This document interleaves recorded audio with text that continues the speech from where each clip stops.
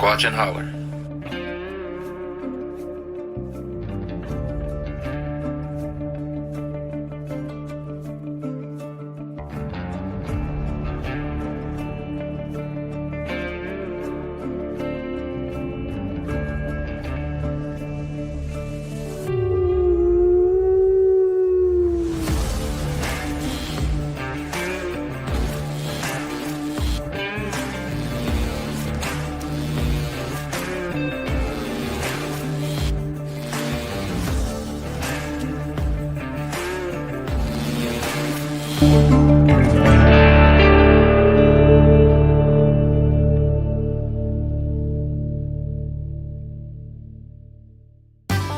Please like and subscribe. And hit that bell. Hey, everybody. I just realized something. Hey, I'm gonna have to get a new intro. Because I'm including a new co-host. Everybody, thank y'all for stopping in. I know a lot of people be rolling in as it sends out alerts. This show is a surprise. It was a surprise. The person, y'all know who we're having on, but I woke up the other morning, checked social media, and I don't know him. He don't know me. Found out he watched some of the shows and found one he liked and shared it to his people. And I told him, I was happy, but I was more happy for the guest that was on there because I know him. I know how humble he is, how honest he is. And it's really one of the more underrated stories, up close encounters that I've ever heard. And so we appreciate him coming on. And me and Amanda and I, we've been scrambling. I've had to do a little bit of research. She's been a big fan for a while, and she, gave me advice. And so I'm a fan now. So he picked up one. But Amanda, how's it been going? I thank you for this is the second big show in a week, and I promise it won't. And we're rocking and rolling this week for sure. No, how's it been going? It's been going really good. I'm excited, happy to be back on here again. And definitely excited for tonight's guest. Amanda has some echo going on. Okay. And I can't hear it here, so hopefully I know what it is. Okay. Thank you, Heather. Heather's my tech. That's my wife, y'all, the ones that don't know. Thanks, guys. All right, well, Amanda, we'll just get right to it. If you would like to introduce our guest, the floor is open.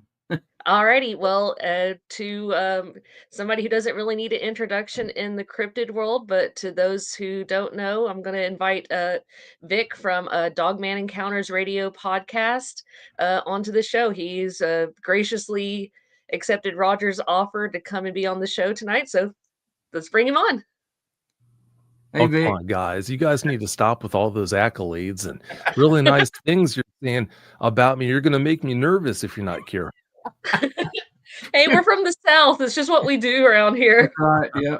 Yep. The introduction's longer than the goodbyes, and that's saying something.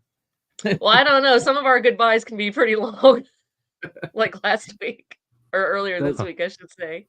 Well, thank you, Vic. I appreciate it's refreshing to have people that you don't know appreciate things you do, and like I said, seeing that share, a lot of people don't get it, but seeing that share from somebody that has so many subscribers and followers really means a lot to a small channel like us. Mm-hmm. And we try to do it the right way. We'll always try to do it the right way. And it's just humbling. And it's just, it made my day. And I appreciate it. Oh, good. I'm glad it did. And I was glad to do it too. You'd be surprised what a difference something little gesture like that, just a share like that can make. Mm-hmm. So I was glad to do it. You're one of the good people in this community. You are too, Amanda. So yeah. Oh, thank you very much. I appreciate that. You're welcome. You. So Vic, I mean, you asked what we wanted to talk about, and I know more about Bigfoot, but a couple years ago or a little less, I was co-hosting a show, and the host texted me and said, "What do you know about Dogman?" I'm like, what do you mean? You know, I have enough trouble going into the woods with actual Bigfoot possibilities after seeing one at 14, and you're introducing this new cryptid to me, and so I started checking into it some, and of course, having an open mind, I always leave the door open.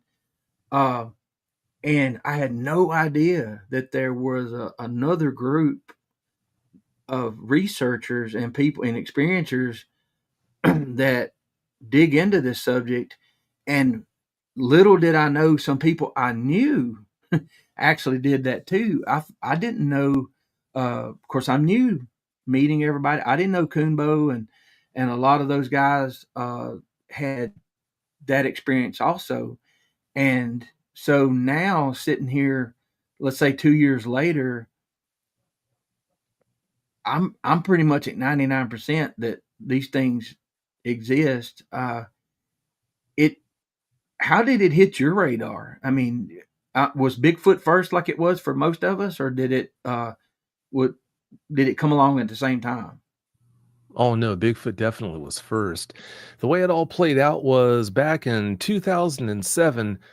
I used to listen to a podcast called Campfire Shadows. I was definitely a regular. I think new episodes would air every Tuesday night, was it? Well, they had this chat room on Blog Talk Radio. That's where it aired. And every Tuesday night, I think it was, I'd listen, I'd tune in and I'd jump into the chat room, see what everybody was talking about. Well, after being a regular for so long, both Jim Bear Grant and also Tim Kumbo Baker, they knew about me. And I didn't know it, but Bear had been thinking about stepping away from Campfire Shadows for some time at that point. Well, I'm listening to one show one night, and unannounced, Bear just puts it out there that he had plans to step away, I think in like 2-3 weeks from that point. And he said he'd been thinking about who he thought would be the best person to replace him. And he said, I think Vic Cundiff would be the best person to replace me. Wow. And if that didn't make me spit out my jaw, well, I don't chew, but if I would have had a plug in, I would have spit it out probably. Right. I wasn't expecting that. Well, yeah, I wound up giving it a try. I thought, yeah, there's no way I can do that. But I thought, why not? Why not try it? So I stepped in as a co-host, and yeah, sometime later, I think maybe 6 months later to a year later, Bear and Kumbo had gone out on an outing this one weekend. Well, somebody in the group had seen what they called a dog-faced booger. I knew what a booger was, but when they said it was a dog-faced booger, I thought, what in the world are they talking about? Well, it turns out they're talking about a Dogman. And I put some thought into it, and I thought, you know what? If you have an encounter with a Sasquatch, you can almost go to your corner grocery store and find someone to help you come to terms with a traumatic Sasquatch experience. But when it comes to these dog-faced boogers, these dogmen, who do you go to for help? I thought, you know what? There's a real need here. Well, that was 2007-ish, maybe early 2008 when this was all going down. Well, years later, in 2014, I believe it was, I put all the pieces together to bring dogmanencounters.com online. And because I knew if I wanted to have a broad reach, to have eyewitnesses contact me from all over the world, I'd need to have a website up that they could use to contact me. Well, before too long, the encounters started pouring in from people who needed help coming to terms with their experiences. So I helped eyewitnesses come to terms with their Dogman encounters for about a year before I aired the first episode of the show, Dogman Encounters Radio. And then after I did that, it really caught its stride and just took off from there. And here we are 10 years later, a little over 10 years since I aired that first episode, and still going strong. Yeah, and That's I've been awesome. lucky enough. I knew you've been around a while. I didn't realize it'd been that long. That's awesome.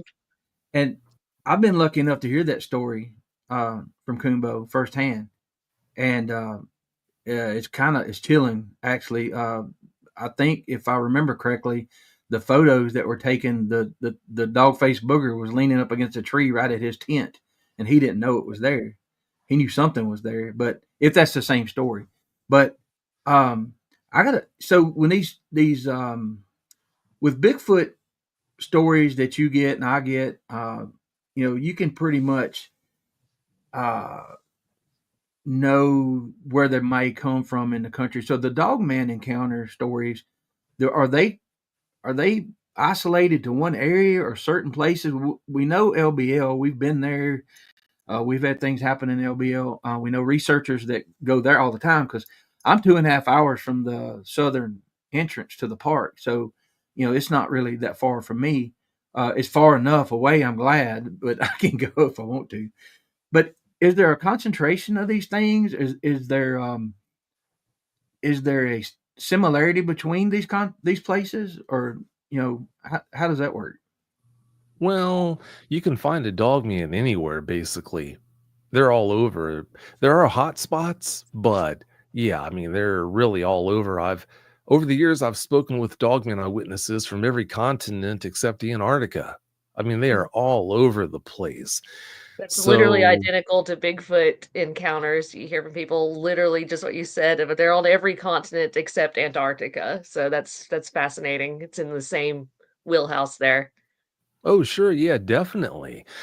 People ask me where you might find a dogman, and I tell them if a woods near you has at least a decent population of deer, if it's got, especially if it has coyotes, if it has a good supply of moving water, then there's a strong possibility at any given time out of the year, you could find a dogman or dogmen plural, depending on the size of that woods there Mhm. in that forest. And yeah, I mean, like I said, they're all over the place. About 8, 9 years ago, I've told several people this story before, but about 8, 9 years ago, this guy from Rhode Island contacted me and he was trying to thumb his nose at me, laughing, ha ha, at least I don't have to worry about any dogmen here in Rhode Island. So I'm thinking to myself, should I send this article to him where locals in Rhode Island have seen this dogman so many times they have a nickname for it? I did send it to him. I couldn't help myself. I can't remember what the nickname was, but yeah, I forwarded that story, that article to him just to Well, let the wind out of his sails. it's funny you mentioned article, and Bigfoot. What, Amanda, you probably know, what year did it they coined the phrase Bigfoot, like 58 or something? I'm about 99% sure it's 1958. And yeah, it Mhm. was Sasquatch before then, and that was in the 1920s. So prior to that, it was local names for it, like, boogers, wood boogers, mountain devils. Wild man was definitely a popular one. There's tons and tons of regional names for them everywhere. And that's and getting to the article, I discussed that with Vic a little bit. Here in the late 70s in Mooresville, Tennessee, there's a little place called Culleoka. It's I think it's Cherokee for Sweetwater, maybe. But in that little community, it was just a few miles away. I remember a lot of being young, a lot of people laughing and reading the paper. And I asked my dad, what are they laughing about? And he read it to me. I was really young, and I remember that a guy had some stuff being stolen out of his smokehouse, and I guess he assumed it was a person, sneaking by. So he went out with his shotgun few nights, and one night he ran into this thing. And the description of it, if I remember correctly, it was on two legs. Uh, it either had hooves or dog feet. I can't remember exactly, but it wasn't like our feet. And they Mhm. said it looked like a dog faced devil demon or something. I don't know. And oh man, I don't know, whatever, that poor man. There's no telling the ridicule. And I heard that story a few more times through my life, and I looked on the internet and couldn't find it anywhere. And I would like to get that. But what I'm getting at too, I was looking back in history. The first time I ever heard the term, I'm thinking about what pops in my head is Anubis. And so y'all that don't, I'll flash this really quick. So when I say Anubis, this is what popped up in my head, Mhm. because he said dog man with a dog head and a man body, right? Well, I'm not saying that's what it is. I'm just saying that's what I associated at first. Now, um, then you go along, and where in history does dog man pop up? which is pretty recent. But I'm glad to hear you say, Vic, that they used to call them dog face boogers and all that. So maybe you say, okay, when in our timeline did it pop up? Well, maybe it's always been there. We just call it different things. So that helps a lot too. And I know everybody always asks about the scariest encounters and all that, and you more than me, and Amanda is also in the same situation. The scariest ones are the ones that we can't tell. They're the ones that we promise people, and hopefully we'll get permission one day. But Amanda, we've seen some stuff actually that we can't share, and we know how it is. Vic, have you ever sat on a story for a while and finally talked somebody into for you to tell their story at all? No, I don't do that. I don't pressure eyewitnesses to get permission to share their experiences. I don't pressure eyewitnesses to come on the show. If they come on the show, it's got to be because they want to do it. Right. And if I share their experiences, then it's got to be because that's what they want done. And I used to narrate encounters back in the early days, but I don't do that anymore. If a encounter is going to be shared, it's got to be by the eyewitness on the show. And if they're not comfortable doing that, then I just sit on it and I don't put it out there. But to go back to what you're talking about as far as documented sightings, dogmen, when they came to light, the first documented dogman sighting actually predates the first documented Sasquatch sighting by quite a bit. In 1887 in Wexford County, Michigan, that's where the first documented dogman sighting happened. It's when and where the first documented sighting happened. It was a little girl that was at this logging camp who wound up being abducted by this dogman for a while. They got her back, but that's what happened back then in 1887 there. So, oh wow, yeah, they've been around for a long time, a lot longer than when Jerry Crew came to light. Amanda, you have any questions? I know you. I talk a lot, and I want to give her a chance to discuss some things with you. Go ahead, and I'll be quiet for a second. Oh no, you're okay, Roger. So obviously then we can talk about experiences and stuff that you have taken in over the years doing what you do. Have you yourself ever had any kind of experience, not necessarily dogman or Bigfoot or paranormal or insert anything? Have you ever yourself had any kind of experience or have had any since starting doing what you're doing? Well, yeah, I have. I've had what I consider to be some Sasquatch experiences and also one paranormal experience. Oh, But cool. my first Sasquatch experience had happened about 45 years ago when I was deer hunting. Oh, cool. Can you And go into detail on that if you want? You don't have to, of course. No, I sure can. I had a neighbor back then who he was just the ultimate outdoorsman. He had done everything, been everywhere practically when it comes to outdoor stuff, hunting, camping, and anything in the outdoors. Seems like he had done it for the most part. Well, I used to go down there and sit on that man's couch and listen to him share his experiences so long that he would eventually pull out the newspaper and start reading it because I just couldn't get enough of it. right. So eventually he said, you know what, Vic, I can tell you obviously love the outdoors. And I've been thinking this man owned a farm way out in the sticks. I mean, way out in the middle of nowhere. He invited me after he said, if you get your license, your deer hunting license, he said, I'll take you down to the farm with me the day before opening day of deer season. And I'll show you the ropes and I'll take you out and we'll see if you can get your first deer. So I said, well, sure, that sounds like a great time to me. So I went ahead and I took the hunter safety course, got my license. And before I knew it, it was the day before deer season. So he took me down to the farm. And as we're pulling up his lane, he had this really long lane, the farmhouse sat way off of the road. As we're driving down this lane to get to the farmhouse, off to the right-hand side, there is this bay horse that was just grazing there in the pasture there. Well, he knew I loved horses. I've always been a horse nut. And as I'm looking at this horse, he said, now that's Red right there. Stay away from him. He'll kill you. And then as we drove, I didn't need to be told twice. I thought, okay, point Right? taken.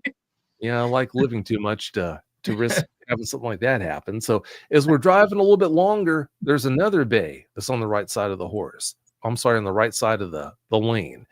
I can't remember what that horse's name was, but he said, okay, that's so-and-so. He's okay. He's fine. If you want to go up and pet him, that's no problem.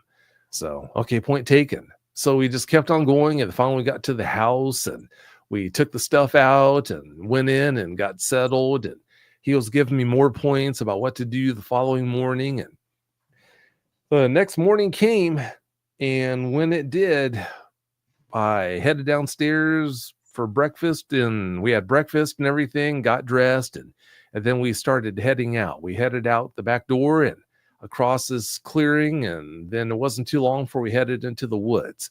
We walked for a pretty good while up this or down this hollow bank, and then up the other side of the hollow. This area was just, like I said, way out in the sticks, and the hollows in this area were big.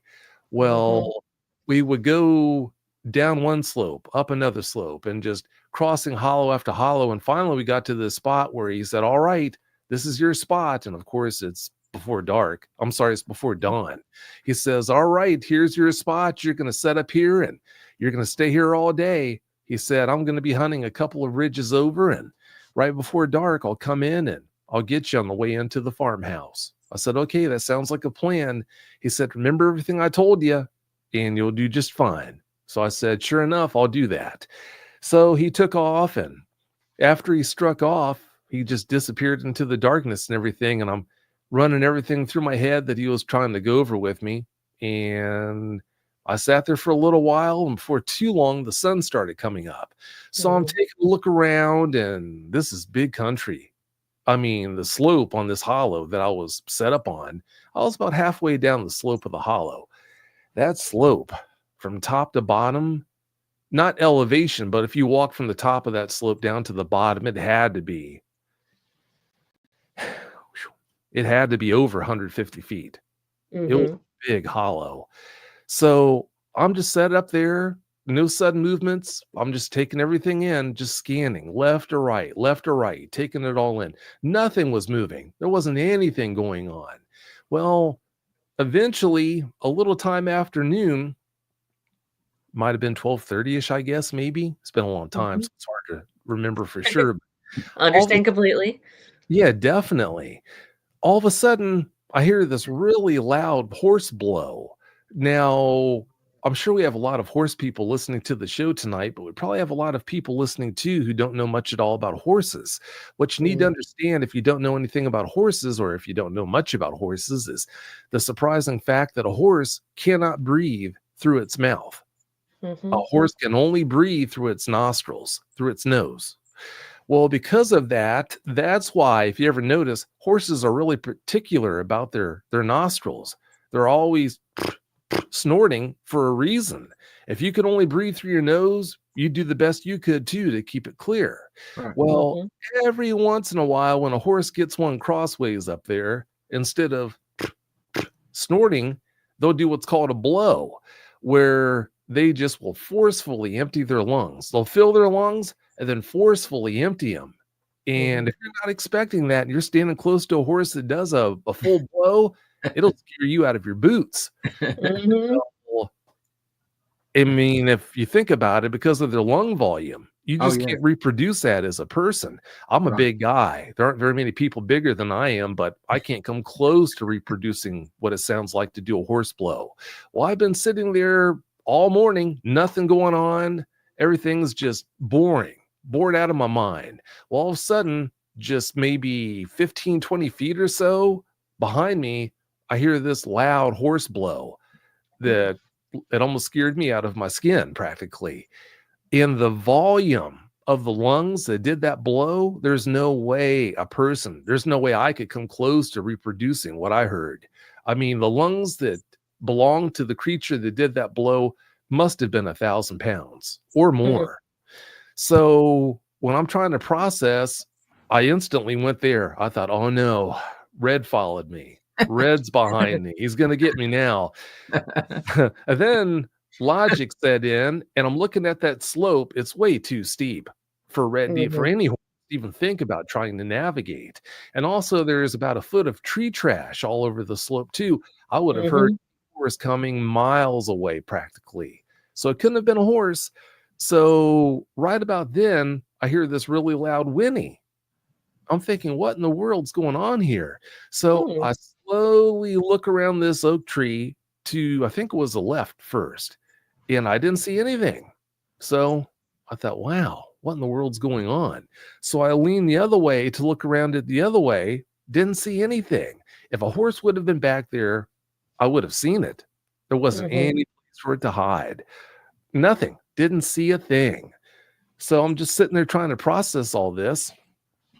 And I just really can't see what else it could have been besides a huge Sasquatch that was messing with me that did that. But I'll be the first person to admit I never did see anything that day. So I can't say definitively that it was a Sasquatch that was messing with me.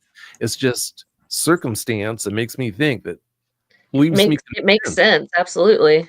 Yeah, Well, it must have been. Well, Vic, I'm gonna tell you something. I don't know if you've watched any of my stories, but recently, in the past couple years, since we've been going out and boogering, I had a similar situation in that air expelling out of those two nostrils.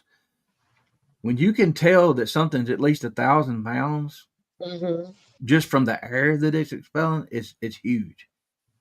I've heard that, and that was the point that I got scared and knew that we might have messed up because it wasn't happy. So I know the sound you're talking about, and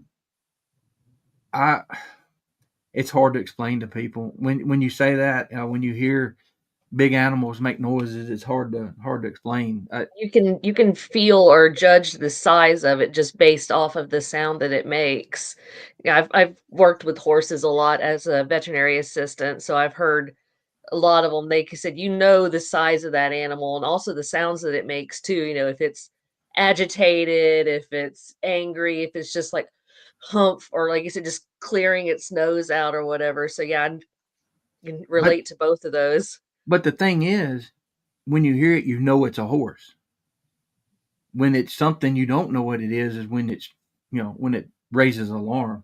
Yes, definitely. And I'm assuming, when something happens, well, that's what happened to me. You start digging and trying to figure out. Did you hear any stories from the guy that you were friends with that allowed you to hunt? Did he ever see or hear anything strange? He'd be the last person to ever tell me about seeing anything like that. So good luck getting anything out of him about that. No, I never did hear a thing from him about Sasquatch. I can't even remember if we even talked about Sasquatch, if I ever just brought it up. Yeah, and look, I understand that too. There's a place that my son and I hunt. If the owner knew that I was talking about Bigfoot on this show, we probably couldn't go back. But we've had some wild stuff happen at that place. But I got a question for you. My son come up one time when he's 27, but he's an animal person, especially the sounds. And when I said something about Dogman, he has a story about seeing a regular sized dog with no eyes with a friend, and it looks at him, turns its head towards him, and then jumps and then, evaporates into bluish gray smoke. Well, when I said something, I went to him with a Dogman story because it was similar to that in the ending part. And he said, I never gave it much thought about all this.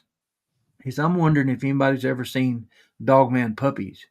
Have you ever heard any stories like that? Episode 137. Okay. I love how you can pull it right out. That's awesome.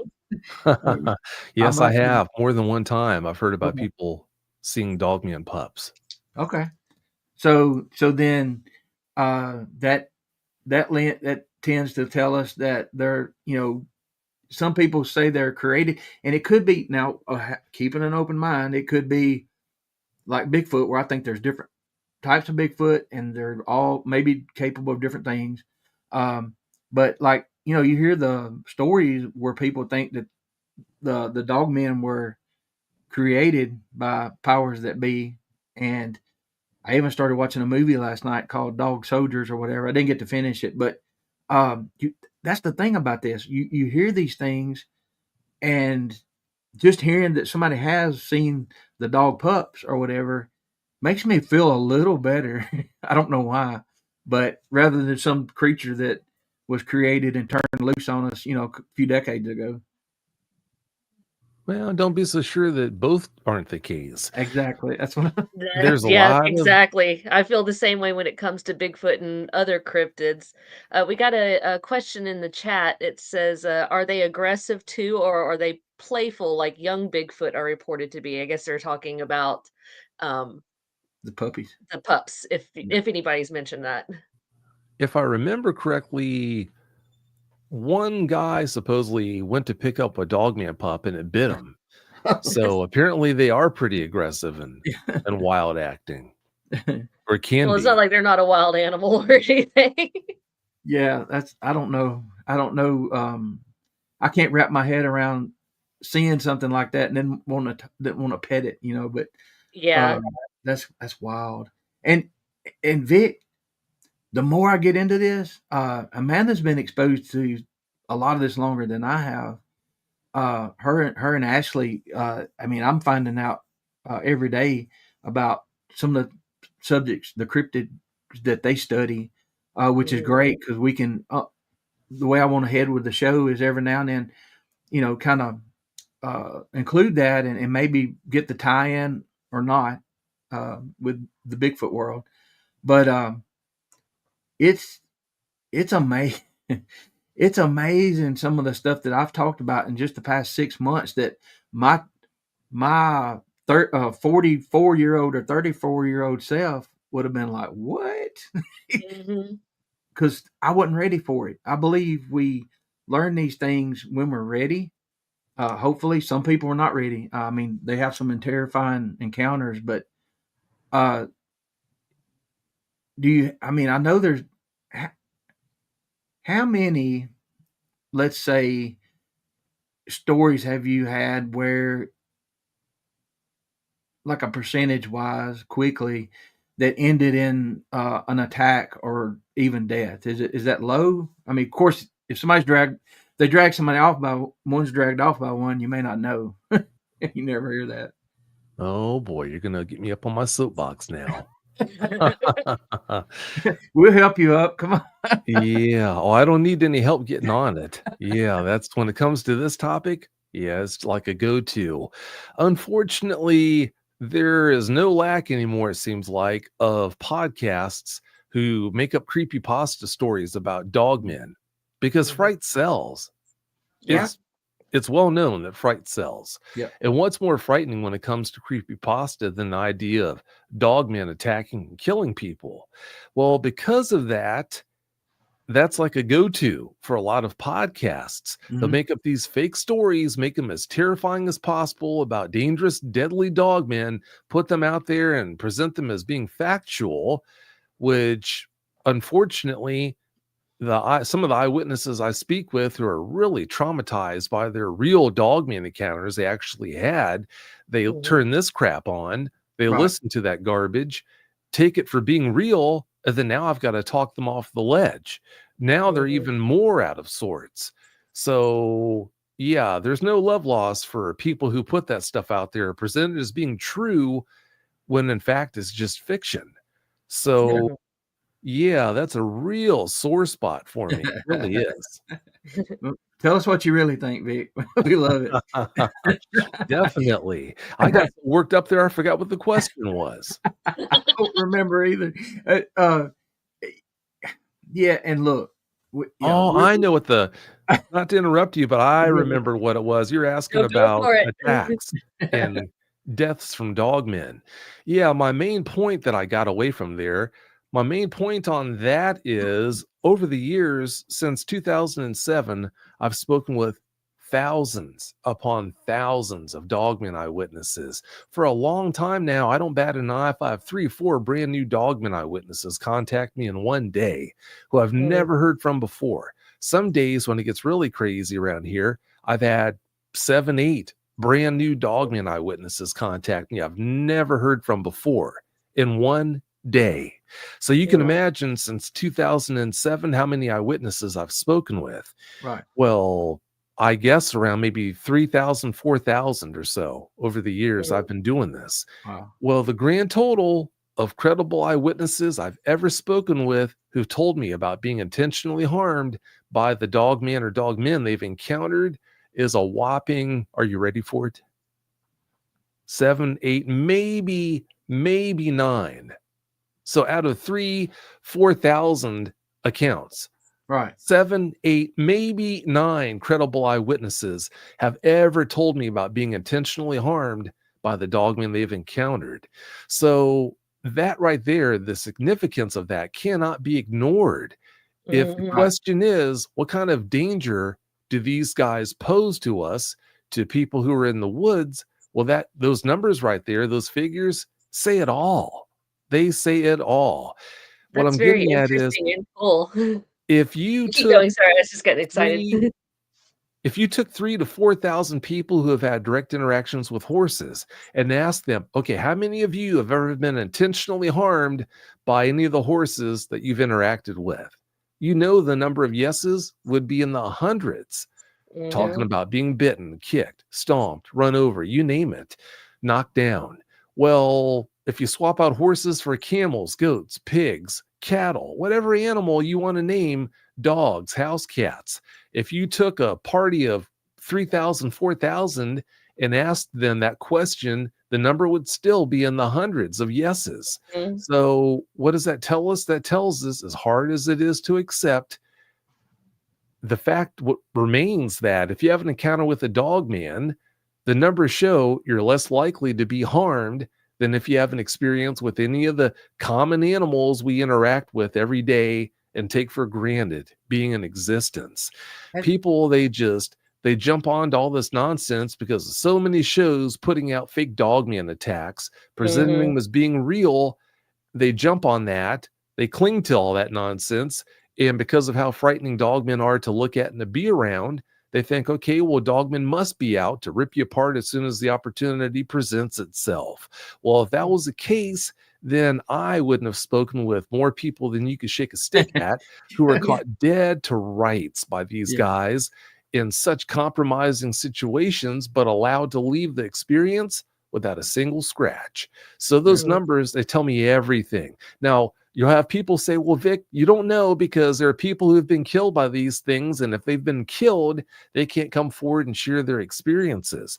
And that's true. I'm never going to say dogmen are safe to be around. I'm never going to say that dogmen don't attack people, because you tell me what critter out there doesn't have any deviant examples. They all have deviant examples, just like there are deviant people.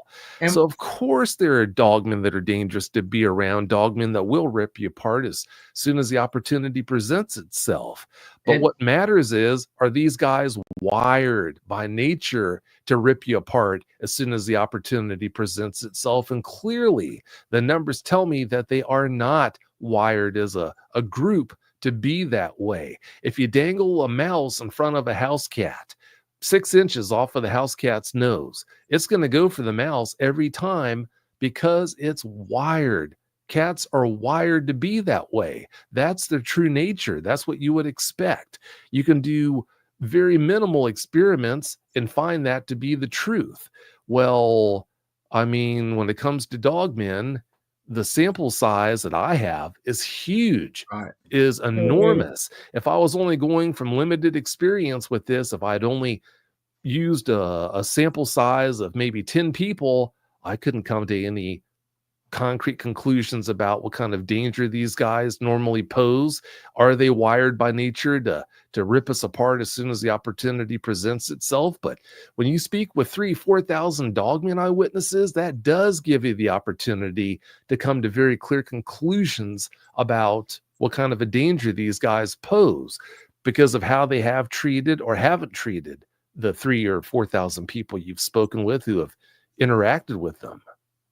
Yeah, and you don't know the situation either. Like somebody could have took a shot at one of the puppies, you know, or Mhm. maybe got between. You don't know what was going on if that happened. Like a mama Uh, sow bear or something, you get in between her and her, the cubs obviously are like a lot of people with Bigfoot stuff. What you were describing, Vic, about the what is the word that you said they're wired almost per data anyways have been wired that way. We hear that so much in the Bigfoot world, like like people want to hear like exactly the same thing you just said. They want to hear the aggressive stories. They want to hear this because fear sells. But 99.99% of the time, the Bigfoot is more like the ah crap, you saw me, but I want to do something, but I can't. Like there's just that one something, insert something, someone, something, anyway, into that whatever adjective pronoun you want to use that won't allow them to do that. Like I said, like they're wired to not be able to do that. and So what you're saying about Dogman, hearing that, how it correlates so much that I hear in the Bigfoot world, that's so that's so rewarding to hear. It's just like I well, don't know. I'm trying to think of the words to use, when but it's yeah, I hope like, that makes sense. oh, I'm sorry, it's like Greg's stories, and the story that I have a few times we've been, felt threatened or whatever. Well, Greg, if you listen to Greg's stories, he's going into the hunting property and he's going into their area.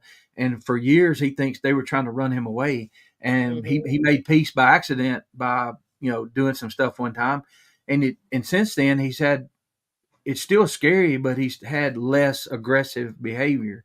Um, and, and I think, uh, you know, I'm on board. It's still hard for me to say if these things exist.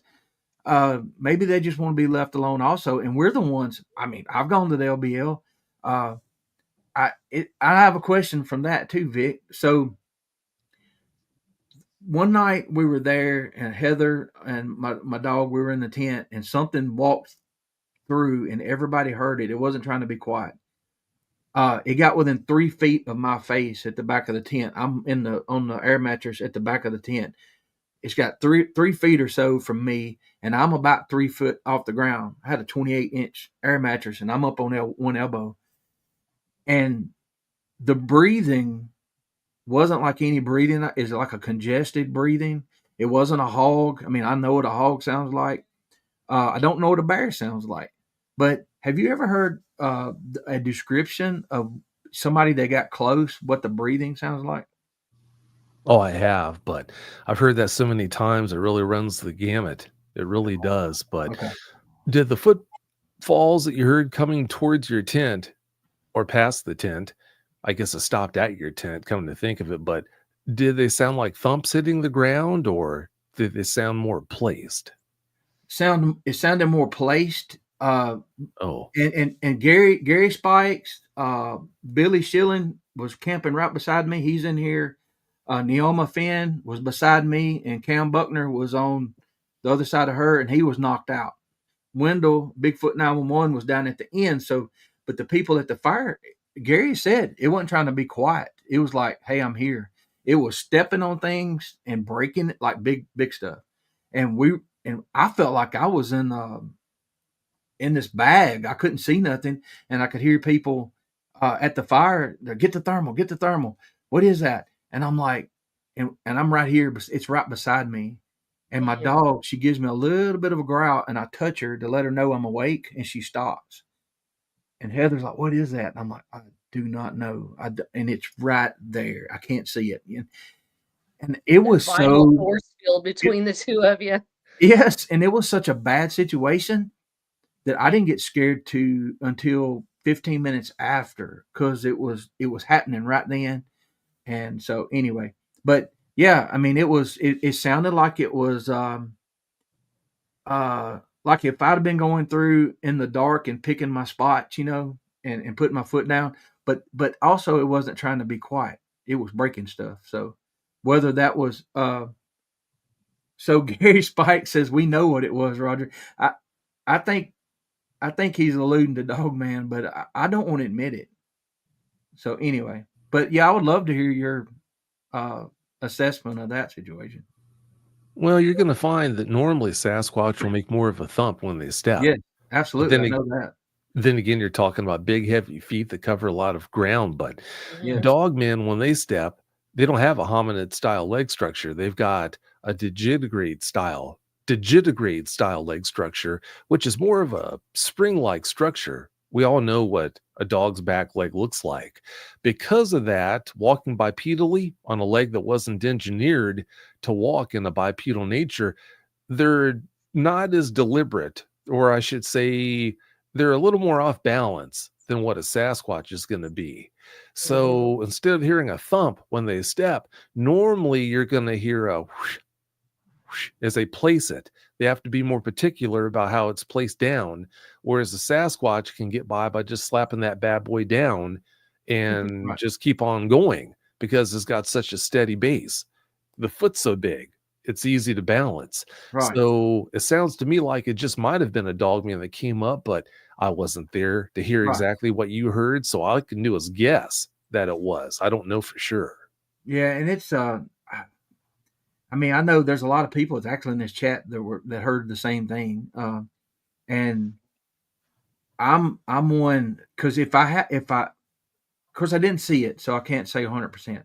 But if I ever admit to it that it's possible, then I don't want to. You know what I mean? But I'm not dumb either. So a lot of these people are more experienced with that than me. So when they tell me that's what they thought it was, I'm going to go with them. So hearing you describe what happened, it sounds to me like it might have been one that was on the bigger side. If it was breaking things and all, it might have been breaking things just from stepping on them. Yeah. These guys can get a lot bigger than most people who don't know much about dogmen would believe they can get. I mean, big males, they can be 12 feet tall. And it's easy to think, okay, they're 12 feet tall, but they probably don't weigh that much.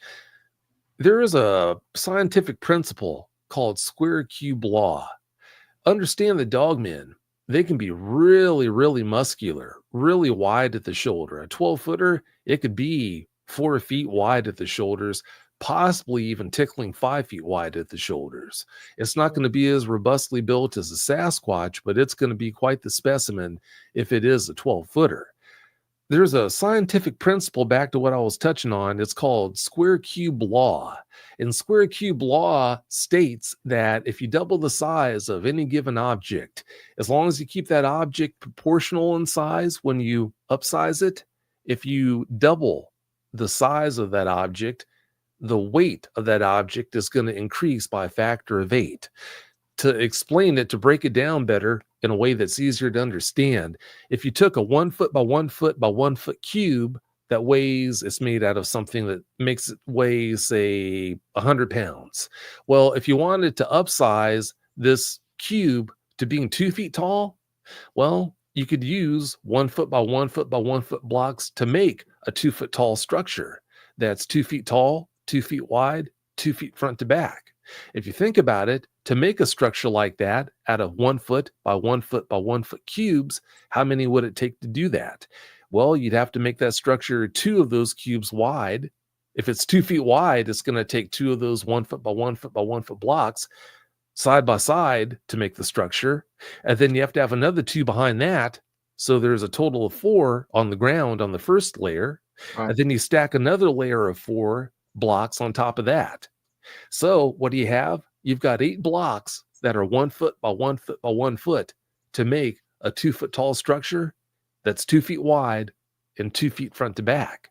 Well, if you have 8 cubes that are 1 foot by 1 foot by 1 foot, and we already know that each one of those cubes weighs 100 pounds, that structure weighs 800 pounds now. So that basically explains, it breaks down what square cube law says and explains about how weight is connected to size increases. Now, if you want to switch that over to something that's more connected to what we're talking about here, trying to estimate the weight of a dogman, for example, if you have a man that's 6 feet tall and weighs 200 pounds, if you increase his size to the point where he's 12 feet tall and everything is kept in proportion, that man who originally weighed 200 pounds is now going to weigh 1,600 pounds. Wow. Because Okay. 200 times 8, guess what? 1,600. But Right. there's a problem with that when you try to cross that over to dogmen. If you have a 12-foot tall dogman, it's going to definitely be a lot more robust in build than a man would be if you upsized him to being 12 feet tall. So that means a 12-foot dogman is going to weigh quite a bit more than 1,600 pounds. So just something to think about.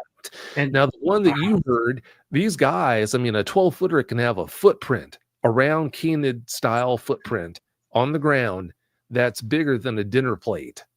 A big footprint. In their hands, a 12-footer's hand can cover a trash can lid. If it opens up its hands, it can cover a trash can lid. Let that sink in. These guys are just, they can be huge. Well, if you had a big one, probably wasn't a 12-footer that came in on you that night if it was a dogman, but I mean, if it was an 8-footer, a 9-footer, it weighed quite a bit. And it could easily break things if it was stepping on things, coming mess with you through that tent wall. So just something to think about. And we had a comment that said, the dogmen don't care. It wants you to know it's there, I guess. And this thing, if it had been me slipping up on a bunch of people, trying to be quiet, I could have done it probably in that area. But it was almost like this thing was purposely breaking stuff to announce its presence. But now, just 4 or 5 months before, I've got all this on video, but I didn't get the wolf track on video. But not 2 hollows over, I think. If y'all, I'm not going to say exactly where it was at, but I've got a 18-inch footprint of a Bigfoot, some 14 inches and whatever, and it's like 30 of them or more, and all different sizes. But on the way, you can hear me in the video, I started getting nervous. I'm like, do they have wolves here?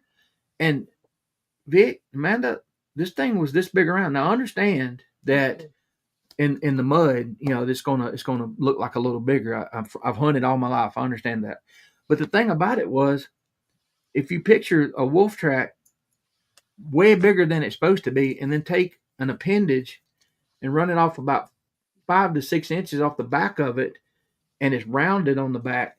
And I'm trying to think of how the structure of a dog, why that would be the case. And so it adds up to, I've never seen a dog track, like a canine track, exactly like that before. Now I'm thinking, okay, with some of these big bucks or some of these bigger animals, sometimes the weight will mash down and you'll have parts of their anatomy touch the mud.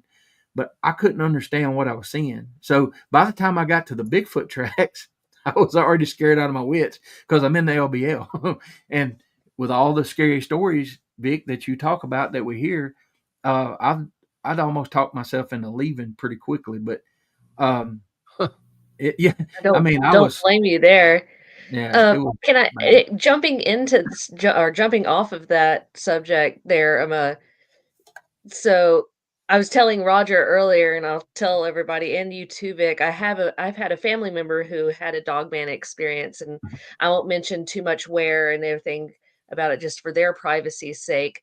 But as you were describing the pictures, or not the pictures, the structure and how big the foot is and what you were doing, Roger, too, the pictures that they took after the encounter, it left impressions in the gravel of the driveway. It was so heavy. Wow. And I got pictures of the gentleman's hand beside the foot track, and he's a big guy. He's like 6'2", 200 something pounds. He's a big boy, and his hand is spread, wide like this, and it's next to that track. And that was something that always freaked me out about that. Just to give me the heebie-jeebies, like, oh my gosh, that's terrifying, is to think of how big that creature had to have been to have left that impression in that hard, gravelly clay that we have here in North Georgia. So my question being is, in the reports that you've taken over the years, is there any correlation to like the number of toes or the foot structure in some of the encounters? Because I know we always talk about, the dog soldier type, like what you have for your avatar there. that type being. And also, do you have ones that are more Anubis-like? So do you hear anything about foot structures and things like that in some of the reports that you take? Yeah, some eyewitnesses do describe the prints that they found, if they did find any prints. But normally, a dogman that's reported is going to be a canine type dogman that looks like the dogman in my avatar there on the screen. Mm-hmm. And a dogman like that, a canine type dogman, is going to have a footprint that looks like a giant canid print, Mm-hmm. except you're going to see some prominent claw marks in the ground in front of where the pads were. But Mm-hmm. a lot of people, they overestimate how big wolf prints can be. This kind of ties into Yeah. what Right. Roger was talking about. A lot of people, they grossly overestimate how big a wolf's print, even a big wolf's print, can be. The biggest Mm-hmm. print, because wolf prints are a little longer than they are wide, instead of being rounder like a true dog. But Mm-hmm. the biggest wolf print that's ever been found was 5 inches wide, 6 inches long. So Wow. if was it your brother you said who found that print pressed into the gravel? It was a family member, yes. I won't say exactly where, just for their privacy. But yeah, it was a family member. I see.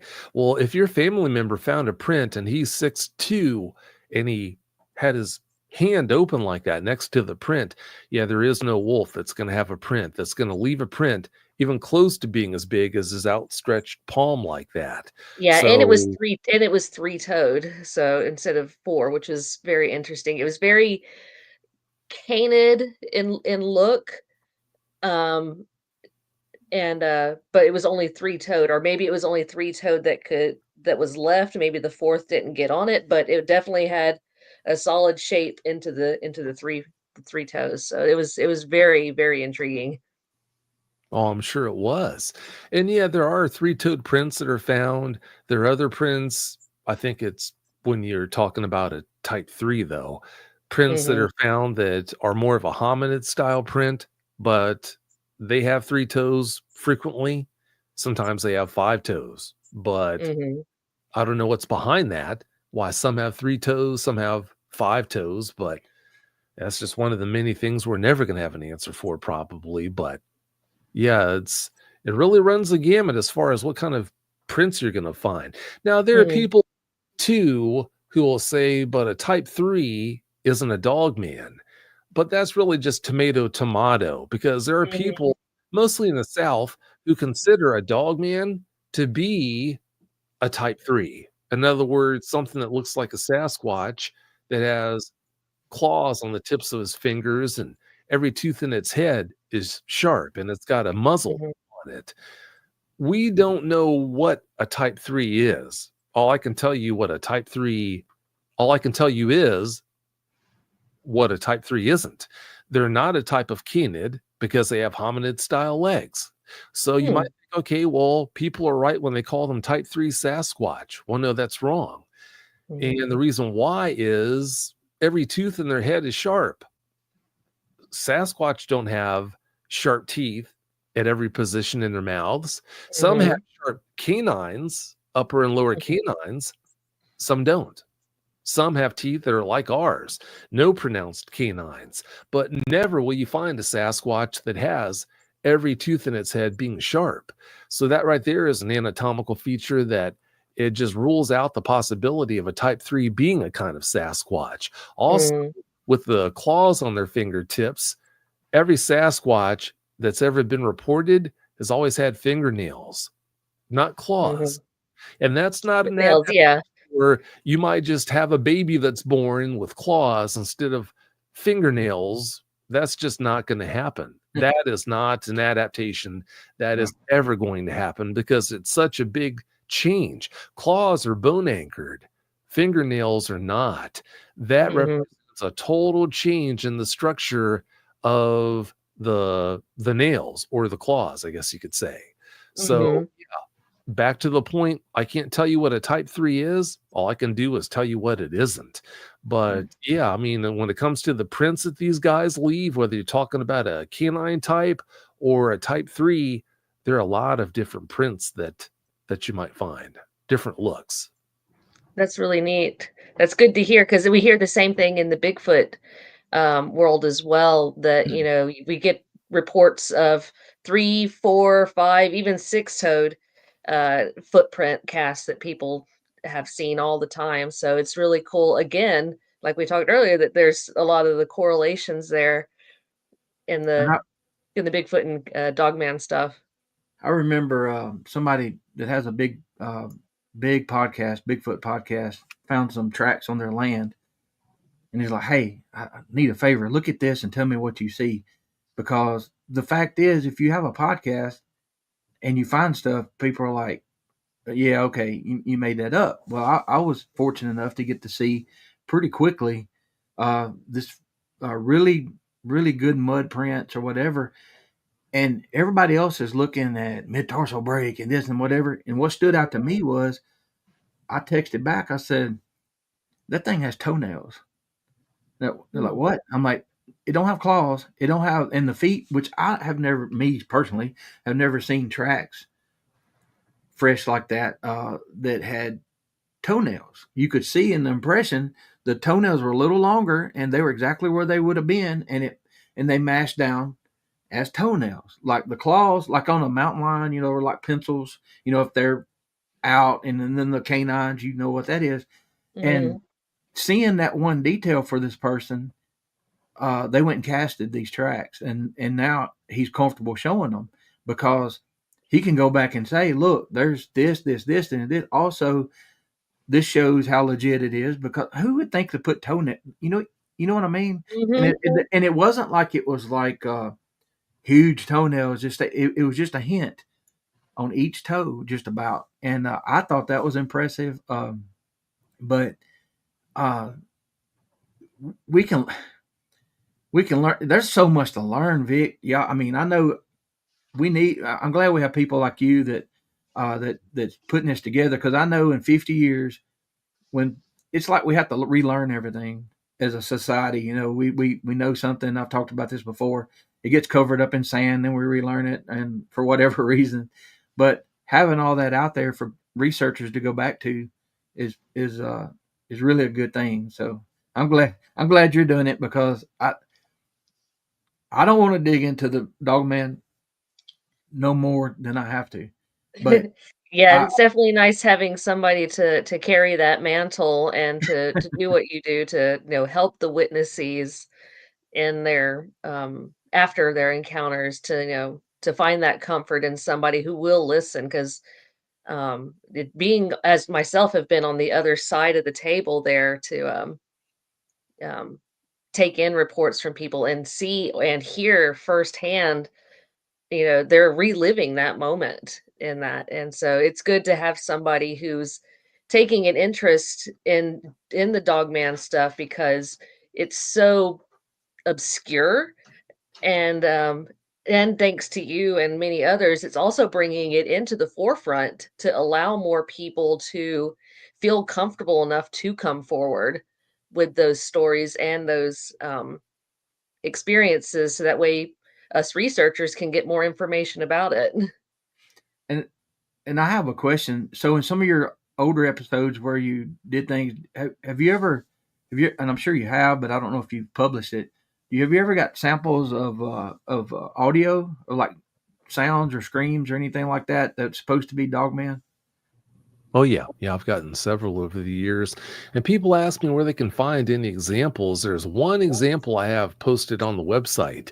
If you go to dogmanencounters.com and then visit the About Dogman page, there's a recording of a vocalization. I wasn't there to record it. I can't tell you with 100% certainty that it's definitely a Dogman, because I don't know what the limits are of their vocalization capabilities, but I do believe that that's what it is. So if you do go to dogmanencounters.com, visit the About Dogman page, then yeah, you'll be able to listen to that vocalization and form your own opinion. I listened to that myself. Sorry, Roger. No, I listened to that myself last night, and that was definitely some interesting audio. I can't tell exactly what it was, or couldn't be, but it was definitely interesting. Whatever it was weird. So Vic, have you ever? I've been lucky enough to hear it. A lot of people here have. and maybe I think you know some of the same people we know. But have you ever been lucky enough to hear the 13 Howls from the LBL with Mark Newbill and Bama and all them recorded that night? Huh, that's strange. No, I haven't heard that, but I listen to Sawdust Beast all the time. I'm surprised that one slipped past me. I played it on my show with Bama. They allowed me to play it. It's very chilling. I don't know what it is either. So, if I'm going to talk about this and have guests, I kind of want to learn as much as I can. So it's, of course, we've heard stuff too. We can't tell. And people are like, "Are you sure it wasn't a Dogman?" I'm like, "Wow, y'all just quit." Oh, I don't know, but so yeah, we've had people here that's caught audio. I just want to I will go to your page and try to listen to other ones like some of the researchers from that area and LBL that have put out audio and see if they're similar, see if it's stuff that I've heard before or whatever.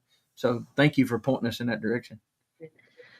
You're welcome. Yeah, and a question on that, when I was exploring your website there, Vic, there was also a link to a map that somebody was making for all the Dogman reports, which is looking very similar to the Bigfoot map project that's come out in the last couple of years. Do you know if that person is still actively updating that map? Her name is Anna. I can't remember what her last name is, but yeah, for all I know, she is. But it's been okay. years. I didn't know if you might have kept contact anymore or not. So. No, I sure haven't. So we got a lot of people. Are you up for a few questions? Sure, love to answer any I can. All right. So Amanda, you have, I see you have some starred. I just don't know which one. Yeah, I got some starred, and I got one more left here that didn't get answered in our conversation. Somebody on my socials earlier asked me, it says, opinion of different hair samples. Like they've been doing the Sasquatch Genome Project and other DNA type scientific sampling. Is there anything like that you know of that's going on with Dogman? Good question. Well, there are quite a few people out there beating the bushes looking for evidence to turn in. I don't know that it's being done on anywhere close to the level that it's being done on the Sasquatch side of things, but you do have people who are trying to collect evidence like that and turn it in. But something to think about, if you think the government's going to do anything it can to squash the existence of Sasquatch, well, you can magnify that by a factor of 20 or more when it comes to Dogman. Just to multiply it, crank it up to 11. Yeah. They're gonna definitely squash that. They don't want their little pet puppies to be discovered too much. And Vic, I've heard more stories personally of people that had Dogman evidence getting their computers wiped and things being taken than I have Bigfoot. It seems like people that I know that are researchers, that's one of the first things they'll tell you. Like, you better if you get anything, you better make copies and you better hide, give them to certain people, whatever. And I was shocked at how many of them. I believe Kumbo told us a story, this same type thing happening, where a man had really good photos on a hard drive or something, and he even had stuff go missing. So yeah, who we always talk about they. So whoever they are, who are they? Yeah, they don't want it out there. And but the thing is, Vic, with shows like yours and you having so many subscribers and people sharing the information and small shows like us, I mean, I got squashed for 3 months for talking about some. It had to do with the what do you call them? The things that were flying around there for a month or so. Drones. The drones. Yeah. So I already had a yellow flag. In Jersey, yeah. Yeah, and I had whatever, they didn't like it, so I got demonetized. I wasn't making my 55 cents on the video anymore for 3 months, and I had to wait and apply. And I'm like, what did I say? I mean, I really don't know what we said that was, because other people talked about it, but I think it was the yellow flag I already had. But yeah, I and I did an experiment. This is off topic, but the same thing. I did an experiment with some shorts when I first started this. I put the same video up for a short, but I had certain wording in one title, and I had a certain wording in another title. This one was like 200 views and no more, approximately, and the other one went to 7,500 views. So don't tell me they aren't watching what we're doing. Oh, Have you yeah. ever had that happen to you, Vic? Because I know you have your podcast stuff on, tons and tons of platforms. Have you ever had anything flagged or pulled before? Well, I haven't had any visits. That's like the number one question. It seems like people want to know. We'll keep your fingers crossed for you. Well, Knock no, on wood. I don't Let you cross the know. line. I know where that line is, Right. not to cross, and I don't cross it, so I don't have any problems. Good. That's glad you But know where that line is. That's good. it makes people angry when I don't release stuff that they want me to release, but I plan on being around for a long Right. time trying to help eyewitnesses, Dogman eyewitnesses. So yeah, I Mhm. just don't have any plans for crossing that line. And too, by the way, Roger, so you know, I just sent you a private message on Facebook with a Dogman print picture. Okay. All right. Thank you. So that you Is know. that something I can show? You sure can. Okay. I may have to. Yeah, I was digging all through my pictures, trying to find the copies that I got of the ones my family members shared with me to share on this episode. And for whatever reason, I can't find it. So I'm hoping it's somewhere deep in my photos saved here on my phone, my computer here. So hoping that comes up. So Well, yep. while he's Yep. digging that up, do you want me to Yep. ask one of the questions, Roger? Yeah, go ahead. I'm gonna see if I can actually do this while we're live. So Okay, cool. Let's see. Oh, somebody mentioned says is earlier in the show, says reminding the descriptions reminded them of a large dog creature reported originally with the stories of Skinwalker Ranch. If I remember correctly, wasn't that like just a big wolf type creature? I don't remember if it was a dogman or a bipedal one or not. So I don't know if you're familiar with that story or not. I think I've heard it before, but I didn't pay too much attention to it, so I don't really know. I'm not sure. Okay. Yeah. Hey, there's you some homework. and by the way, I'll show that another time, because if I go in while we're live, you remember the situation we had with the double and the feedback last time? Oh, yeah. I I'm remember scared that. it'll do that. So yeah, thank you No, for I that. gotcha. I'll show it. I'll show it on another show. Thank you. Oh, Let's you're see. welcome. And remember, the prints can definitely get bigger than that. Yeah.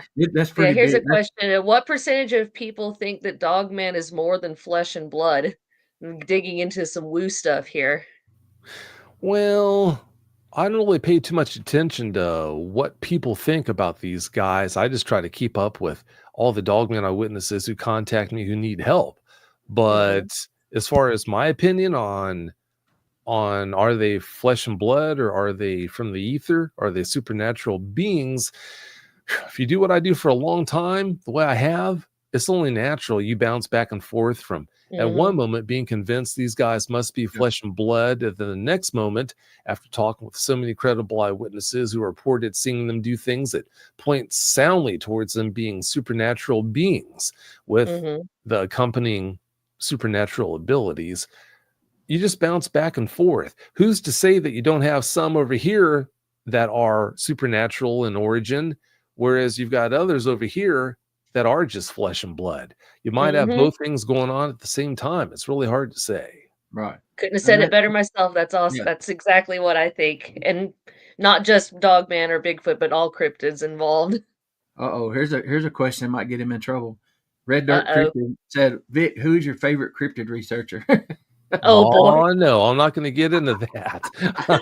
He's like, nope, not doing it.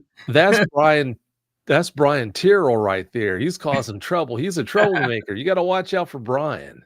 No, he's a good man. Hey, welcome in. Yeah, and look, as you get into this and you get to meeting people, uh, it's very surprising the like-minded people. The a lot of them are generous. A lot of them like to help. Just like you.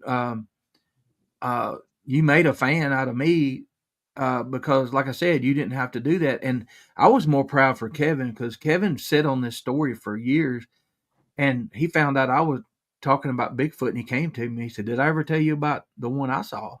And actually, his brother was there, and there's a couple of times that he told me before it took some coaxing to get him on. Um, Heck, he teared up, telling the story because um, we say this all the time. It was just a huge relief for him. Mhm. But the people from I can only imagine as many sub that you have, probably every corner of the globe, so to speak. All over. So it's just amazing. Definitely Misty is. said, "Tell the truth. I'm your favorite." Misty Haynes. She's something else. Uh, Here's another good question. It says, Vic, have you heard of Dogman reports from North or South Dakota? And I'm interested in that because, long story, I actually lived in North Dakota for about 5 years, my husband and I. So, hearing of different cryptids up there is so hearing about any kind of Dogman would be really interesting. Yes and yes. Yeah, I don't think there has been a state where I haven't spoken with an eyewitness who saw a dog man. But think about how many people have contacted me, though. Right. Yeah, Oh, trying to file through everything, I can imagine is like trying to dig through an old Rolodex of trying to remember all that information. I can only imagine how much is crammed in there. oh, I it is. I have a question. Other than Martin Grove's account of, let's say, there's two parts of the Bigfoot working together with the Dogman, or when he started reciting the Lord's Prayer and it kind of released him, and then they disappeared in a puff of smoke. Have you heard any similar stories for like both of those situations? Oh, yeah. Yeah, quite a few of the years. But when you think about the sample size, I mean, after talking with so many eyewitnesses, it covers so many different situations. That should come as a surprise. Yeah, and it's um, for me the seeing the Bigfoot and a 95% maybe. I'm trying to have a hard time, taking that last step and saying it definitely was because if it had moved, that's what I was needing. But um, and then seeing a UFO and having some paranormal and stuff like that. I believe that if I was to ever see a dog man or dog woman or whatever, that would probably be as shattering, as mind blowing as I could imagine. Because I've lived with the fact knowing that Bigfoot exists, I know UFOs exist, and this is a new subject. And like you said, I've been conditioned because of the stories that I have heard, whether it's pushed the viciousness of them. Um, I don't know how I would react, and I might have been maybe 3 foot away from one. I don't know, but I didn't see it. Mhm. And these people, for some reason, I have in my mind the people that contact you about Dogman could be by a factor of 10 more shook up or terrified than anybody that saw a Bigfoot. Is that close? Oh, yeah. Yeah, it's just so hard to describe how shook up a lot of these eyewitnesses are. But understand, I mean, ever since you learned how to understand language as a kid, it's been hammered into all of our heads that the world operates a particular way, that Mhm. this is how it is. This is what you might expect to have happen in life. This over here, you don't have to worry about that ever happening. You're never going to run into a unicorn. You're never going to see pigs fly. Well, when people have encounters with dogmen, I mean, their whole worlds are turned upside down. Down is up and up is down. They don't know what to believe. They don't know what's possible now. They don't know what's not possible. So, yeah, it's only natural. It's going to just be earth shattering for them. It's going to really their knock whole them for a loop. paradigm just gets shifted. And Oh, not to mention, just in my opinion, I would think, growing up on and watching movies and stuff, I know Dogman werewolves are separate, but you always the image anyways, oh, werewolves are super bad, super spooky, raw monster's gonna get you, and then all of a sudden it's literally standing there in front of you. That's definitely gonna mess with you for sure. All of a sudden monsters are real. Yeah, oh, and especially if the person that's contacting you, if there were three witnesses all together, well, they could discuss it between each other, but you know, being there by yourself, like the Bigfoot sighting that time, um, you start doubting yourself. We've talked about that a lot, and having people to talk to, uh, and seeing that the dogman seems to be more rare, or well, let's put it this way. Now we're in a situation where we can pretty much talk about Bigfoot and not be laughed at as much. Mhm. But the dogman is different. It hasn't, it hasn't reached everybody yet, because I've said something about it before, and you get that side look like, what? And I'm like, yeah, apparently there's a lot of things out there we don't know about, but hopefully with your show and your the reach that you have, hopefully the dog man sighting people will have the community that we have. You know, Mhm. if so that's what I hope for them. I would, if any of y'all have dogman encounters, send me an email or private message or whatever. Vic, of course. Amanda takes reports. Mhm.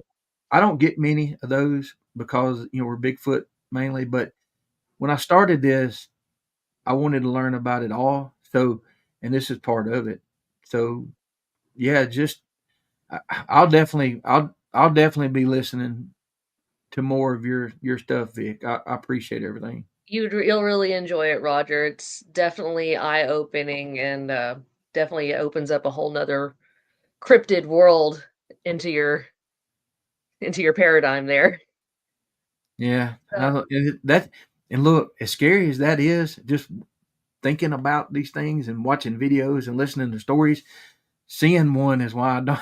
It's oh me, I don't want to talk about that. yeah, that's me. I've had a Bigfooting experiences and other cryptid or no, other, paranormal-esque experiences, but the thought of one of these things, again, it's just like it's this primal thing. It's very interesting. So, a question that popped up in the chat, and I know the answer to this, but I'll let Vic share it. Somebody asked, "Has there ever been a dog woman report?"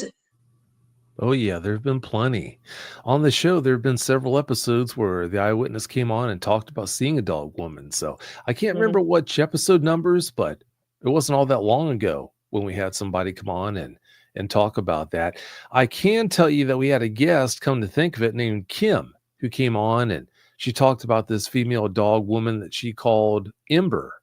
She's been on a Mhm. couple of times, and Ember has actually made her presence known to Kim. She's actually Mhm. stepped out of the woods, making sure that Kim could see her and knew that she was there a couple of times. So, yeah, to answer the question, definitely. That's cool. One of my coworkers at work, she listens to your show more regularly than unfortunately, I don't have a lot of time on that sometimes, but she actually mentioned that show when you said Ember. I was like, "Yeah, I remember that particular one." She was telling me all about it, so and there was another one, and I can't remember if it was female or not, but maybe it was, but it was a lady who had an episode, with endometriosis and, which I have myself, and so that really stuck out, and the dog man was super friendly and wanted to come. She's like, "Hey, are you okay? Are you okay?" I'm about 90% sure that one was female. I can't remember if it wasn't or not, but yeah, there's tons of female ones out there because I've taken a report of a female one at the Bigfoot Museum as well here in Georgia. And I tell you something, the video I hope comes out. I hope everybody gets to see it. I was fortunate enough to be asked to like spend 4 hours going over this thing, and they didn't tell me anything about it. They wanted my opinion, and about 2 minutes into it, it was thermal. I was like, "Is this thing female?" And they had already been to a doctor to ask about anatomy and stuff, and a lot of them had agreed that they thought it was a female. So that kind of blew my mind too. Um, it's after seeing this video, y'all. I really can't deny it. I mean, when it takes off running after almost 20 minutes of a standoff, and it's moving the whole time. It shows a level of intelligence. There was something behind it on the hill. And actually, when it took off running, it went one way, and the other parts of the group went the other way. So, spitballing here, maybe it was a mother and had some young ones, and she drew the attention away while the other ones got away. So, yeah, it's, I joke around a lot. It does scare me, but seeing the interaction that happened, it didn't act vicious. I mean, nobody seemed scared, which maybe they should have been, but and it was close. It's not like it was 300 yards away. It was within 40 yards. So anyway, Yeah. so Vic, go ahead. we're getting close to hour and a half. I always ask, are you good with a little bit more? If you have to go, that's cool. We're here. It's your show. Well, if we could go until a quarter till, would that work for you? That would be perfect, actually. Absolutely.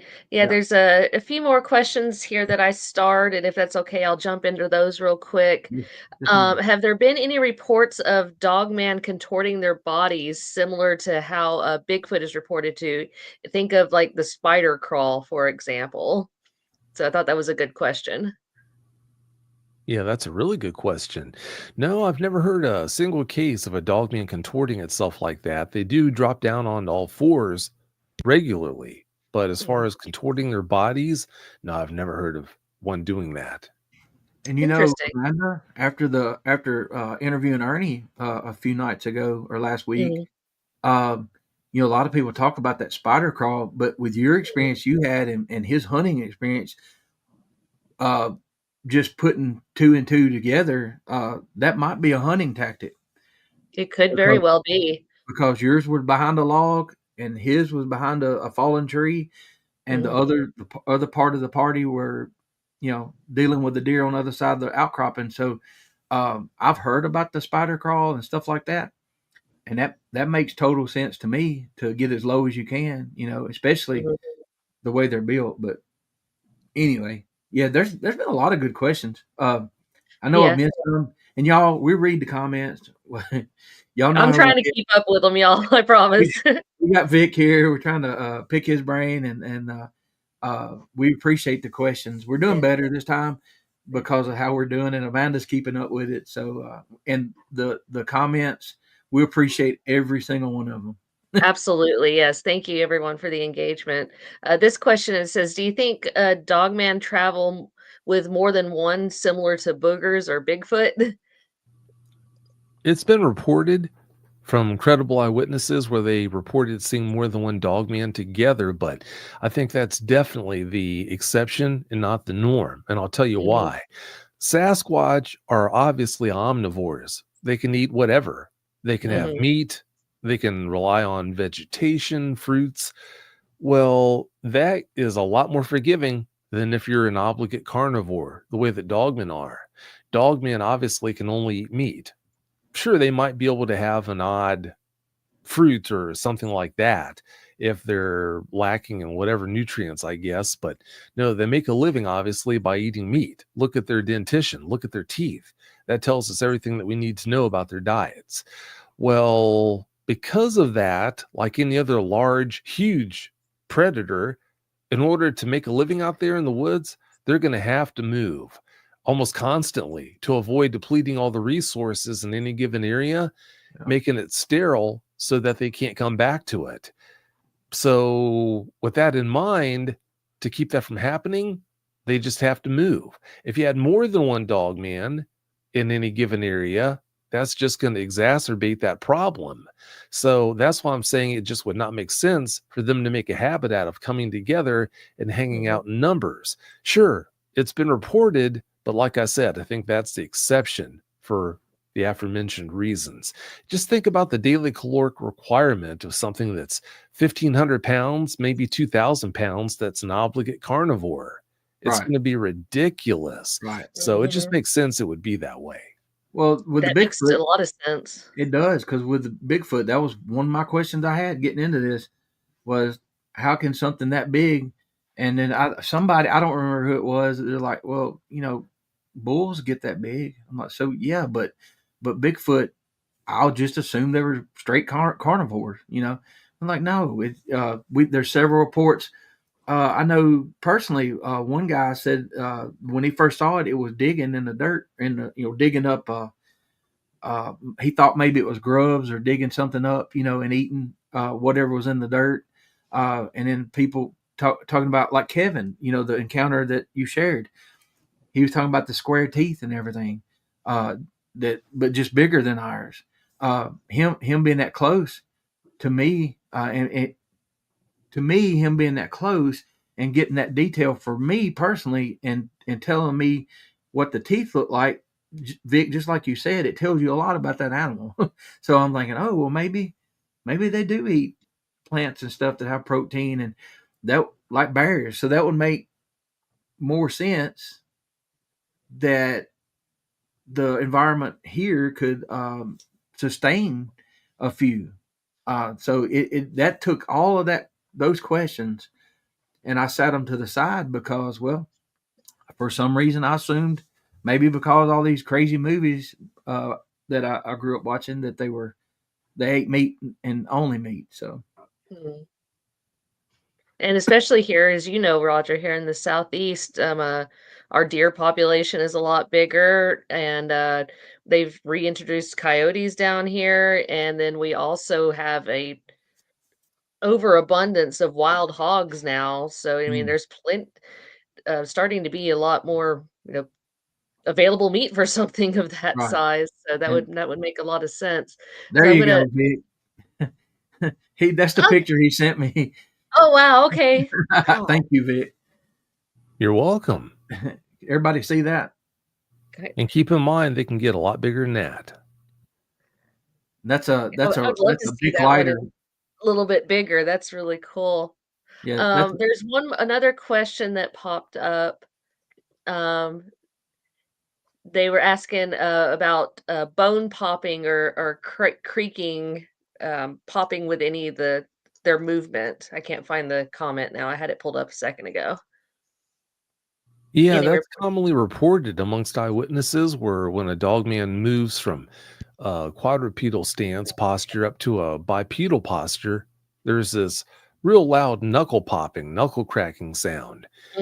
I was actually contacted by a surgeon one time who had listened to the show, one of the episodes where the eyewitness talked about witnessing that sound, and he was breaking it down to me why he thinks that is fitting, why you would almost expect that. I can't remember anything that he told me. It's been some time, it's been some years, but yeah, he broke it down for me, and he said that would make perfect sense. Yeah, it's very interesting. I would love to have heard some of his thoughts and theories on it, having worked in veterinary medicine. That would be really interesting to listen to. Last question that I had saved up here. There it is. This is Dogman, Werewolf, Hellhound, Rougarous, Gugly, which is something that's just I've recently heard about. Says, what are the differences? So I personally know some of the differences, but if you don't mind, Vic, would you share with the audience your thoughts on that? Sure, be glad to. Well, a dogman looks the way it does 24/7, 365. It is what it is. A werewolf, if werewolves do exist, that would be a person who somehow has the magical ability to transform from the form of a human to that of a beast that looks like what we all know werewolves to look like. I guess it's possible that werewolves exist, but that's something I'd have to see to actually believe. I'll never say anything in this crazy world is impossible because, I mean, there are a lot of things that you wouldn't think could be out there, but they actually are. Hellhounds, yeah, that's just supposed to be a supernatural being that is pretty self-explanatory. I guess it came from hell, supposedly. And Rougarou, that's just a French term for a werewolf that is supposed to be down, or they are supposed to be down around Louisiana in the swamps. A Googway, that's supposed to be a type 3. A lot of people call type 3 Sasquatch, type 3 Dogman, whatever you want to call a type 3. They're not a Sasquatch. They're not a Dogman when it comes down to it. But whatever you want to call a type 3, a lot of people will call them Googway. They'll call them face eaters, and they've got other names for them too. And I think that basically explained all the differences. Yeah, I think that's all the names I can think of for a type. Yeah. And that's why I love doing a show like this. It sounds weird saying doing a show because we're just hanging out. You know, I've got a cheap laptop and a microphone and a camera, but talking to people around the country and hearing the different names for different things. A lot of times we're talking about the same thing. So, what Amanda's logo motto? What? The commenter said Amanda's logo motto, R.I.P. Mr. Heiser. So it's hard to see it. Unfortunately, I just have a really small version right here of my business card. I have a quote, Vic, that I put specifically when I designed my logo for my social media stuff for Amanda the Bigfoot lady. And it says, it's a quote by Dr. Michael Heiser. It says, "The world is stranger than we think, but it should not be strange to think." So that's kind of where I stand on a lot of this stuff. So I'm hoping that I can instill that into a lot of other people. And just from speaking to you this evening, it definitely sounds that you know your homework, sir. And that I have been super impressed with the information that you've shared. You know, you've got I don't know, you have the knowledge, and it's so great to speak to someone who has that as a new and upcoming, I hate the term researcher, but as somebody who's new in this game, it's very, very refreshing. So thank you. You know what I'm impressed with? Hmm. That he can remember all of it. Yes. For most of it. You know, it's like understand, I've got an advantage. I don't moonlight doing this. I'm not a mechanic. I'm not an attorney. I'm not a garbage man, an accountant. I do this for a living. I help Dogman eyewitnesses for a living. This is what I do. So many people over the years I've spoken with, they think I just do this as a side gig. It's just almost like a hobby, but it's not. What does that say for the Dogman phenomenon? If there are enough people out there who need help coming to terms with their experiences that someone could just devote their career to trying to help them, then that's a big problem. Yeah, it's a very common problem, people having encounters with these things. It's and I'm sure you have contacts that you can point them in the right direction also, maybe in their area. And if any of y'all, I mean, I don't know that for a fact, I'm just assuming, but if any of y'all know anybody that, because a lot of us, you know, there's a lot of shows in here. There's been a lot of people with shows tonight that's here, and we appreciate that. You draw a crowd, Vic, or Mr. Cundiff. I called him that, and he's like, "Don't do that." But if some of y'all, if they get a Dogman problem, would it be okay for them to give your email out to people or whatever? Well, if they need help with a Dogman encounter, the best thing for them to do would be to go to dogmanencounters.com, submit a report. And if you submit a report, go to the website and submit a report like that. I'll reach out to you and we'll schedule a phone consultation and we'll take it from there. Okay. That's, you know, thank you for doing that. We get into this, I was selfish. I got into it to learn.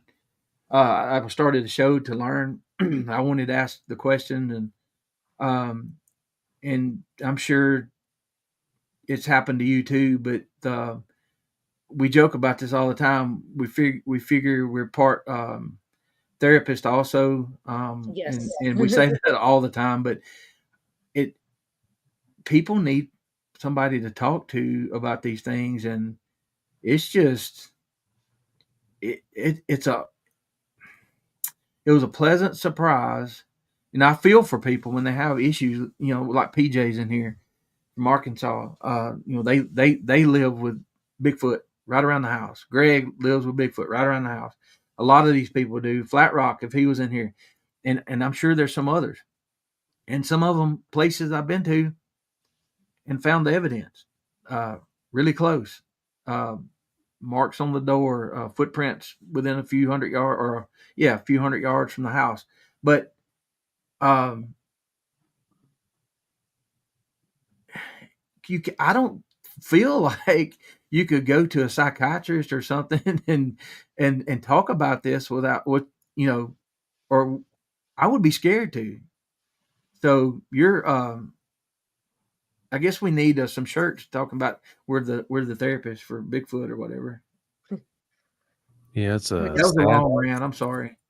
No, Get you're a fine. shirt on the back of it says, "Have you seen anything that looks like this?" So you need somebody to talk to. Scan this who to QR call? code. And look, Vic said some nice I things. say that jokingly, of course. I know. Or sarcasm, I should say. No, Well, actually, yes and no, but yes. Well, we take all this seriously, but we like to have fun with it because we feel like that makes people comfortable. And sometimes, and look, when I get nervous, if I get scared, I get kind of chatty and I joke when I shouldn't sometimes. But I'd buy that shirt. But it is really serious. There are so many levels that we could research. I mean, we want to do just skimming across the top, like encounters to entertainment part of it. Like you said, these people putting out the wrong information just to get clicks or whatever. And then you got the documentary. I want to talk to all of those people. I want to talk to the guy at Walmart that puts the soap on the shelf that says Dr. Squatch. I want to this whole phenomena that we're dealing with. I want to understand it all in a way, and I probably never will.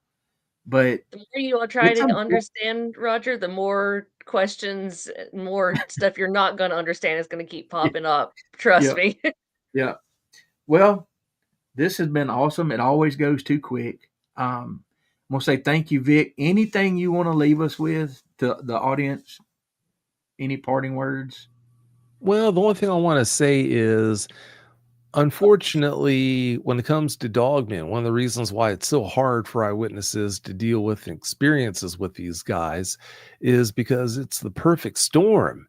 If you have an encounter with one of these guys, it's not going to be expected in almost every case. So what you wind up having is an encounter with what looks like a werewolf. I mean, you're face to face with what you're convinced is a werewolf. And if you think about how we're conditioned to fear werewolves, you think about all these werewolf movies where they're just apoplectic, just so dangerous. And the only thing on their minds is obviously to rip us apart as soon as the opportunity presents itself. That's problem number one.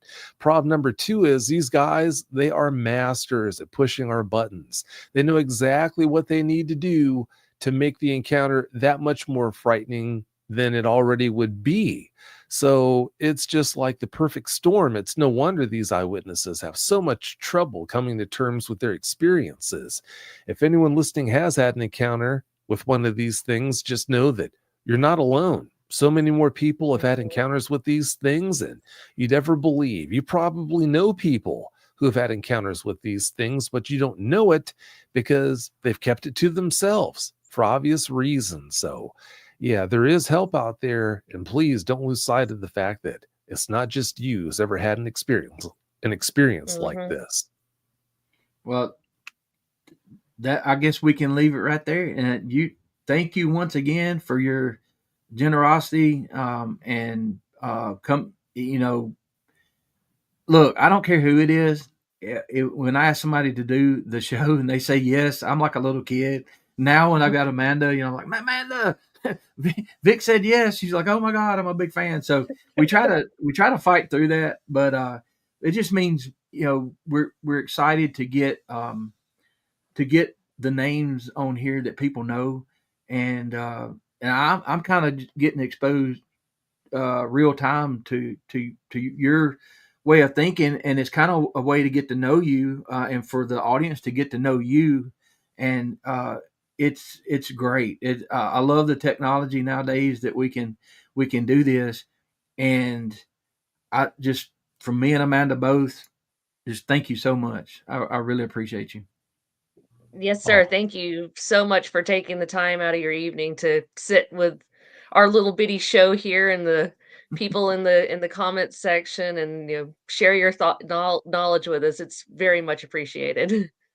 oh, glad to do it. And you just mentioned about it being a little show. Well, like a wise man once said, Moby Dick was a guppy at one point. So That is was a true. minnow. That is true. Moby Dick was a minnow at one point. That's So right. That's right. yeah, keep at it. Yep. All right. Thank you. Y'all, thank you for showing up like you always do.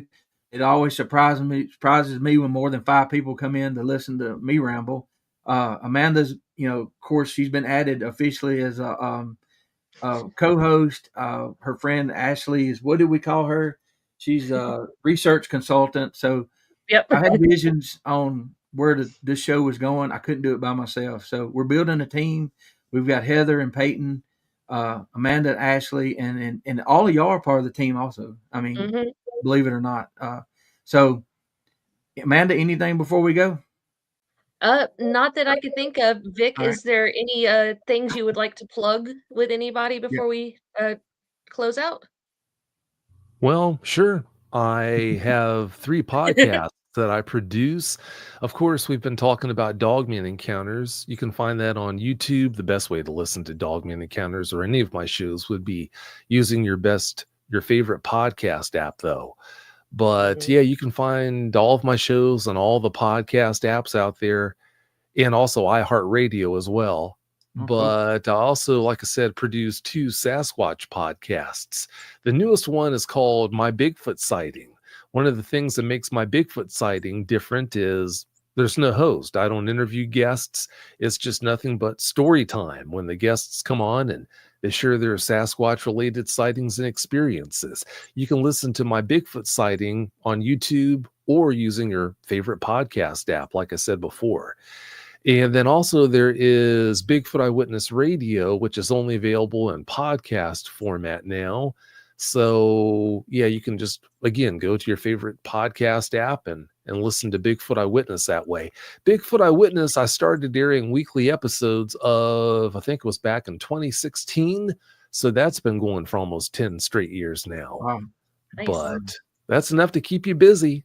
Yeah, Yes, it is. definitely you should have some listening material for a while. Well, apparently you're doing something right because I looked at some of your sub counts. So yeah, people are enjoying it.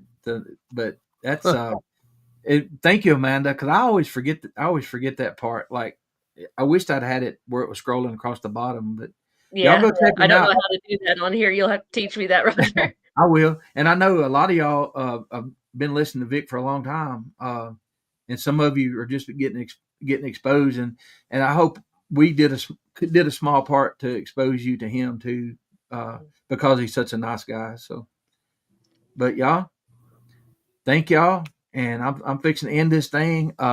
Vic, y'all, you can leave if you want to stay after whatever. I've got like a 20-second outro. If you don't, if you got something to do, totally understand. But we're fixing to end her right here. Y'all Good night, have everybody. have a safe night with all the storms. Yes. Bye-bye. Bigfoot caught on video.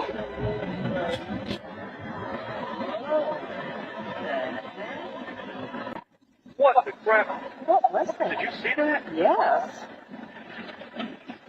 Holy crap. What the heck was that? That was on 2 feet, wasn't it? Yeah. Oh my goodness. I thought I was seeing things, actually. Oh my goodness. Please tell me we got that on audio, video.